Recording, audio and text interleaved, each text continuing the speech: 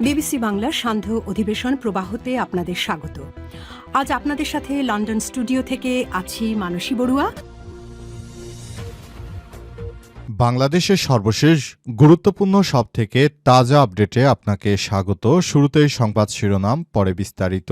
প্রথমেই জানাবো আমাদের হাতে থাকা সর্বশেষ গুরুত্বপূর্ণ সব থেকে তাজা আপডেট সংবাদ। বুধবার দুপুর 2টায় খালেদা জিয়ার জানাজা দাফন হবে সব পূর্ণ রাষ্ট্রীয় মর্যাদায়। সাবেক প্রধানমন্ত্রী বিএনপির চেয়ারপারসন খালেদা জিয়ার নামাজে জানাজা বুধবার 31শে ডিসেম্বর দুপুর 2টায় জাতীয় সংসদের দক্ষিণ প্লাজায় অনুষ্ঠিত হবে বলে জানিয়েছে দলটির মহাসচিব মির্জা ফখরুল ইসলাম আলমগীর। আজ দুপুরে বিএনপি চেয়ারপারসনের রাজনৈতিক কার্যালয়ের সামনে থেকে জরুরি বৈঠক শেষে সাংবাদিকদের এই তথ্য জানান তিনি। এর আগে দুপুর 12টায় দলের স্থায়ী কমিটির নেতাদের গুরুত্বপূর্ণ বৈঠক অনুষ্ঠিত হয়। এর আগে খালেদা জিয়ার জানাজা হওয়ার কথা ছিল রাজধানীর মানিক মিয়া অ্যাভিনিউতে। এরপর জানাবো, ক্ষমা নয়, নির্দোষ প্রমাণ হয়ে খালাস পেয়েছিলেন খালেদা জিয়া। 5 আগস্ট শেখ হাসিনা পালিয়ে যাওয়ার পর জিয়া চ্যারিটেবল ট্রাস্ট মামলায় 7 বছরের দণ্ড এবং জিয়া অরফানেজ ট্রাস্ট মামলায় 10 বছরের কারাদণ্ড মওকুফ করেছিলেন রাষ্ট্রপতি। কিন্তু বিএনপি চেয়ারপারসন খালেদা জিয়া ক্ষমা চেয়ে মুক্ত হননি। দুটি মামলায় সুপ্রিম কোর্টের আইনি লড়াই করে তাকে নির্দোষ প্রমাণ করা হয়েছিল। এদিকে খালেদা জিয়ার মৃত্যুতে মোদির পর এবার শোক জানালেন মমতা ব্যানার্জি। বাংলাদেশের সাবেক প্রধানমন্ত্রী বিএনপি চেয়ারপারসন বেগম খালেদা জিয়ার মৃত্যুতে শোক জানিয়েছে ভারতের প্রধানমন্ত্রী নরেন্দ্র মোদি। নরেন্দ্র মোদির পর এবার শোক জানিয়েছেন পশ্চিমবঙ্গের মুখ্যমন্ত্রী মমতা বন্দ্যোপাধ্যায়। আজ এক শোক বার্তায় তিনি শোক জানিয়েছেন। এবারে জানাবো, ভালুকায় সহকর্মীর গুলিতে আনসার সদস্য নিহত, অভিযুক্ত গ্রেপ্তার। ময়মনসিংহের ভালুকায় একটি পোশাক কারখানায় নিরাপত্তার দায়িত্বে থাকা আনসার সদস্যের শটগানের গুলিতে বজেন্দ্র বিশ্বাস 42 নামের এক আনসার সদস্য নিহত হয়েছে। নিহত বজেন্দ্র বিশ্বাস সিলেট সদর উপজেলার কাদিরপুর গ্রামের পবিত্র বিশ্বাসের ছেলে। এই ঘটনায় 3 সদস্য বিশিষ্ট একটি তদন্ত কমিটি গঠন করা হয়েছে।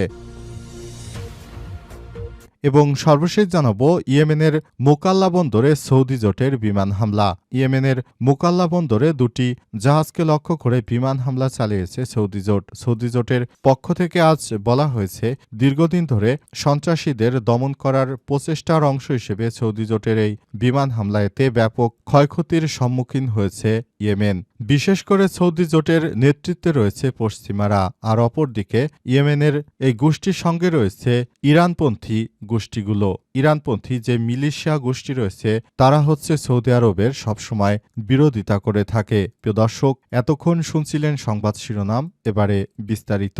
তবে তার আগে বন্ধুরা, অনুরোধ থাকবে এই সংবাদটিতে একটি লাইক দিন। এই চ্যানেলে আপনি নতুন হয়ে থাকলে আমাদের সংবাদটি দেখতে দেখতে চ্যানেলটি সাবস্ক্রাইব করে রাখুন। কমেন্ট করে বন্ধুরা আপনার মূল্যবান মতামত জানিয়ে দিন আপনি বিশ্বের কোন দেশ থেকে বা বাংলাদেশের কোন স্থান থেকে আমাদের সংবাদটি দেখছেন এবং শুনছেন। আর বন্ধুরা, এই সংবাদটি আপনার সোশ্যাল মিডিয়া ফেসবুকে শেয়ার করে বন্ধুদেরও দেখার সুযোগ করে দিন। গাজা যুদ্ধে আপনি যদি নিরীহ ফিলিস্তিনিদের ভালোবেসে থাকেন, কমেন্টে ইয়েস লিখে বিশ্ববাসীকে জানিয়ে দিন। এবারে বিস্তারিত।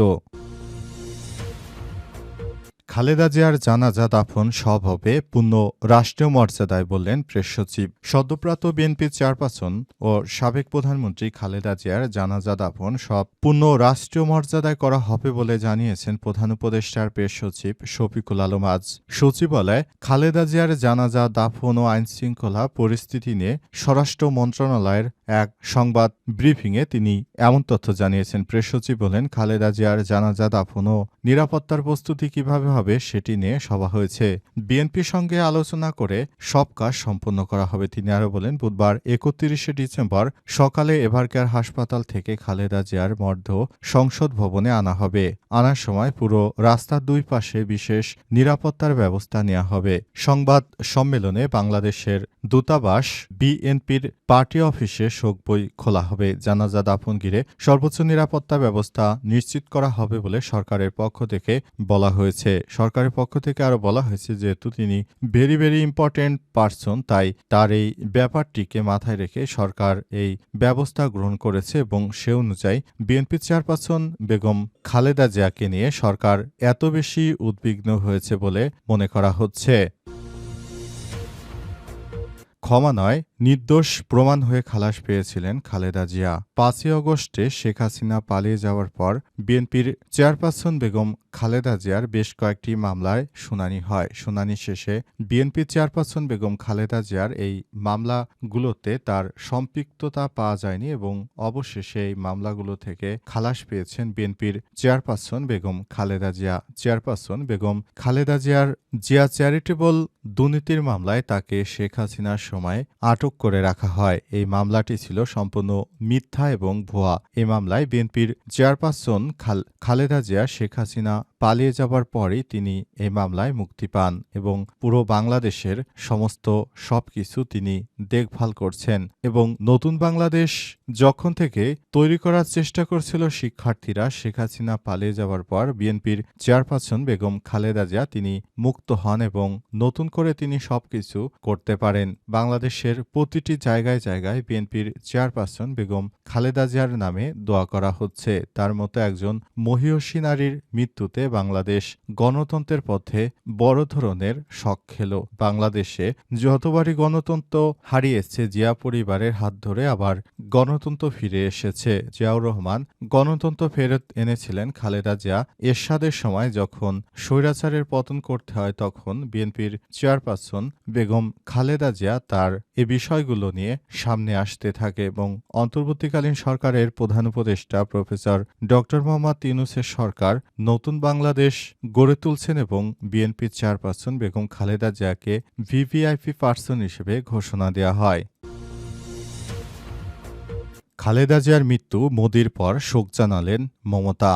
বাংলাদেশের সাবেক প্রধানমন্ত্রী বিএনপি চেয়ারপারসন বেগম খালেদা জিয়ার মৃত্যুতে ভারতের প্রধানমন্ত্রী নরেন্দ্র মোদির পর গভীর শোক প্রকাশ করেছেন পশ্চিমবঙ্গের মুখ্যমন্ত্রী মমতা বন্দ্যোপাধ্যায়। মঙ্গলবার ৩০শে ডিসেম্বর এক পোস্টে আন্তরিক শোক জানিয়ে খালেদা জিয়াকে বিশিষ্ট জননেত্রী বলে অভিহিত করেছেন মমতা। মমতা লিখেছেন, বাংলাদেশের সাবেক প্রধানমন্ত্রী এবং একজন বিশিষ্ট জননেত্রী বেগম খালেদা জিয়ার মৃত্যুতে আমি শোকাহত। আমি তার পরিবার, বন্ধুবান্ধব এবং অনুগামীদের প্রতি আমার সমবেদনা জানাই। এর আগে এদিন নিজের ভেরিফাইড এক্স অ্যাকাউন্টে মোদি লিখেছেন, বাংলাদেশের সাবেক প্রধানমন্ত্রী বিএনপির চেয়ারপারসন বেগম খালেদা জিয়া তিনি ভারতের সঙ্গে অনেকগুলো চুক্তি করেছেন, যেটা তিনি ভারতকে অনেক সুবিধাও দিয়েছিলেন বলে খালেদা জিয়া তখন চুক্তি করে অনেক কিছু বাংলাদেশের জন্য অর্জনও করেছিলেন। সেসব বিষয় উল্লেখ করে নরেন্দ্র মোদি তিনি একটি পোস্ট করেন এবং এই পোস্টটি ইতিমধ্যেই সামাজিক যোগাযোগ মাধ্যমে ভাইরাল হয়ে যায়।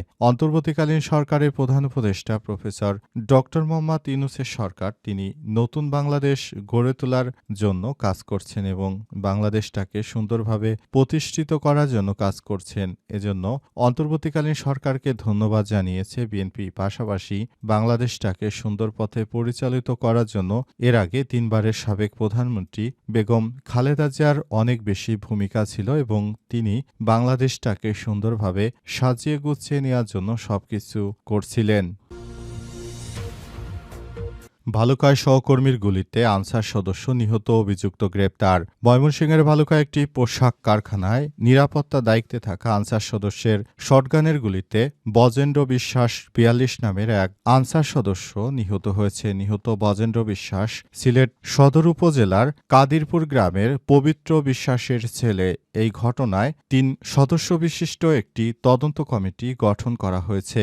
এই ঘটনায় ভালুকা মডেল পুলিশ অভিযুক্ত আনসার সদস্য নোমান মিয়া ২৮কে গ্রেপ্তার এবং ব্যবহৃত শটগানটি জব্দ করা হয়েছে। নোমান মিয়া সুনামগঞ্জ জেলার তাহেরপুর থানার বালুটুরি বাজার এলাকায় লুৎফর রহমানের ছেলে। সোমবার ২৯শে ডিসেম্বর রাতে উপজেলার মেহরবাড়ি এলাকায় লাবিব গ্রুপের মালিকানাধীন সুলতানা সুয়েটার্স লিমিটেড কারখানার ভেতরে এই ঘটনা ঘটে। পুলিশ সূত্র থেকে জানা গেছে, নোমান মিয়া এবং বজেন্দ্র বিশ্বাস একসঙ্গে বসে দুষ্টুমি করতেছিলেন। এ সময় দুষ্টুমির ছলে নোমান মিয়ার হাতে থাকা শটগান দিয়ে বজেন্দ্র বিশ্বাসের বাম উরুতে গুলি করে। এতে তিনি গুরুতর আহত হন। পরে উপজেলা স্বাস্থ্য কমপ্লেক্সে নিয়ে গেলে কর্তব্যরত চিকিৎসক তাকে মৃত ঘোষণা করেন। গুলির পর অতিরিক্ত রক্তক্ষরণে তিনি মারা গেছেন। খবর পেয়ে ভালুকা মডেল থানার পুলিশ নিহতের লাশ উদ্ধার করে এবং অভিযুক্ত ঘাতক নোমান মিয়াকে গ্রেপ্তার করে। এই ঘটনার পর খবর পেয়ে আনসার ভিটিভি ময়মনসিংহ বিভাগের উপমহাপরিচালক কামরুল